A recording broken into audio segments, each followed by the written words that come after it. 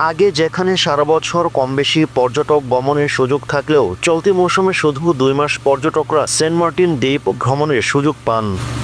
সরকারি নিষেধাজ্ঞার কারণে গত 1 ফেব্রুয়ারি থেকে ভ্রমণ নিষিদ্ধ থাকায় এই 2 মাসে দেশের প্রবাল সমৃদ্ধ দ্বীপ সেন্ট মার্টিনে স্থানীয়রা ছাড়া পর্যটকের আনাগোনা নেই। তবে তুলনামূলক নির্জনতায় নতুনত্ব পেয়েছে সেন্ট মার্টিনের প্রকৃতি। জনশূন্য সৈকতের বালিয়াড়িতে এখন ঝাঁকে ঝাঁকে দেখা মিলছে লাল কাকড়ার। বেড়েছে শামুক ঝিনুকের বিচরণ, ডালপালা মেলতে শুরু করেছে কেয়া গাছ। সৈকতের কাছে সাগরে পানিতে দেখা মিলেছে বিভিন্ন প্রজাতির মাছ। দ্বীপটিতে বিগত বছরগুলোতে 31 মার্চ পর্যন্ত পর্যটকরা যাতায়াতের সুযোগ পেতেন। এবার 1 ডিসেম্বর থেকে 31 জানুয়ারি পর্যন্ত 2 মাস প্রতিদিন 2000 করে পর্যটক সেন্ট মার্টিনে যাতায়াতের সুযোগ পেয়েছেন। ফলে সীমিত পর্যটক গমনের কারণে দ্বীপের পরিবেশ ভারসাম্য ফিরতে শুরু করে।